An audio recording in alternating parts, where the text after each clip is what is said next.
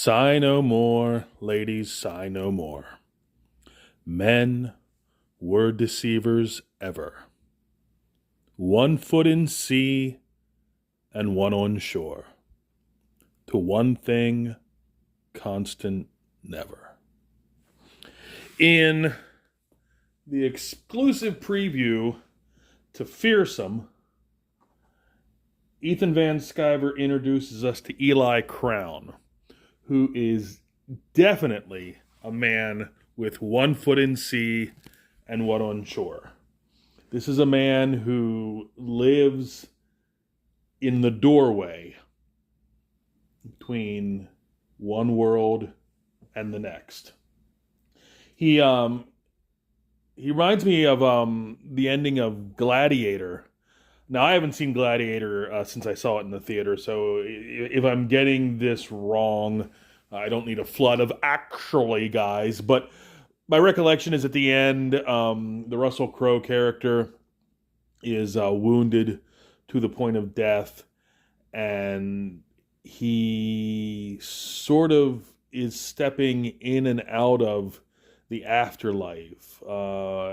One step he is in, I remember it being like a field, like an Elysian field, being reunited with his family who's predeceased him.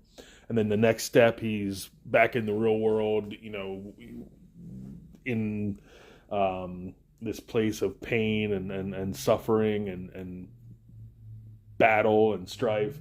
And then the next step, he's back in the field with his family. He's 1 foot in this world and 1 foot in the next, and that's Eli. It also, I always have kind of liked the idea that the other world, I won't necessarily call it the next world, but the other world is literally just out of sight of us. It's so close to us. I can't remember if this was Tales from the Dark Side or one of those other shows. There was a whole slew of Twilight Zone knockoffs in the 80s on cable TV. One of them's Tales from the Dark Side. The Outer Limits got remade right around that era. But whatever one I'm thinking of, it opened with this eerie music, and it said that the Twilight world was always just beyond ours,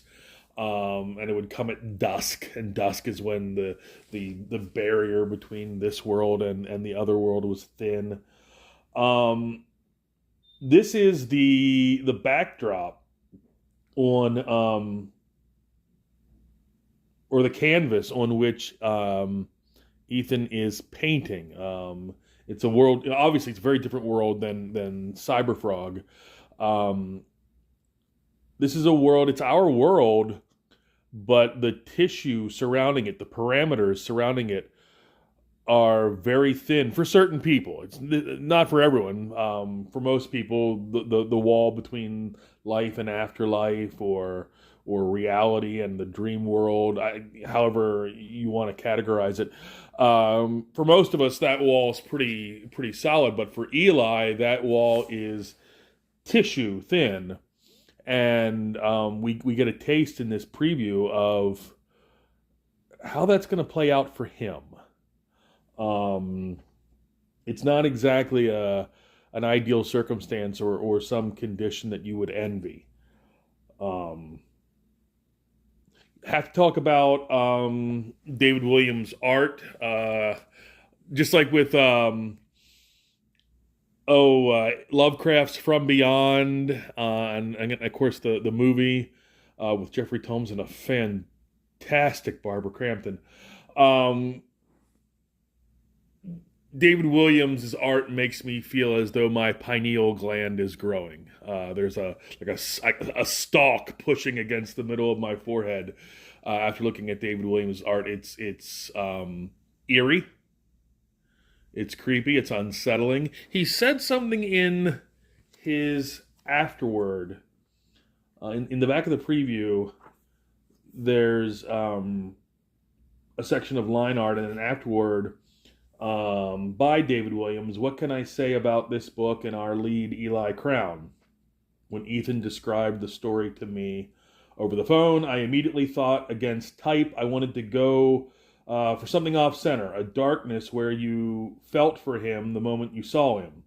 You become concerned for his well-being and want him to come out from under the cloud hanging over him throughout the story. And yeah, Eli Crown, even aside from this weird supernatural milieu in which he finds himself, Eli's got some stuff going on a personal level. I don't want to spoil anything, so I won't, but there's stuff going on in Eli's personal life that is a very rough benchmark that we're all going to hit someday. I had a judge once tell me after his parents passed away, both of his parents, the last of his parents had passed away, that he looked around one morning and realized he was the tallest tree in the forest, and that's a rite of passage we're all going to go through, and Eli is on the cusp of it, just like he's on the cusp of life and death. So death has a very tangible meaning for Eli, and he's going through some stuff, and he doesn't need any more aggravation. I thought of this early 80s horror movie called Ghost Story, based on a Peter Straub novel that I've never read the book, but I've seen the movie. And it opens with a young man played by Craig Wasson who ends up falling from a building, and now his father is mourning him, and his brother, also played by Craig Wasson, they're both mourning him, and then this ghost story happens and engulfs all of them. And I thought to myself, I watched it again when my son was young. I thought as I watched it, this guy doesn't need any more headache. This guy doesn't need it. This guy just buried his son. That is enough for anyone to go through, let alone weird, creepy, supernatural ghost story shit. So yeah, I do share, or I do feel what David Williams was talking about with Eli, because he's going through his own shit. He doesn't need any more on his plate. He's also got I didn't even mention this, he's also got a medical condition. So that's a tension that is present in the story. So yeah, pick up Fearsome. As I say, this is the exclusive preview I'm looking at, sorry. But what I will tell you is it brings back the lyrics. You've got to accentuate the positive, eliminate the negative, latch onto the affirmative, and don't mess with Mr. In Between. And that's Eli Crown. This has been Tom Tuttle.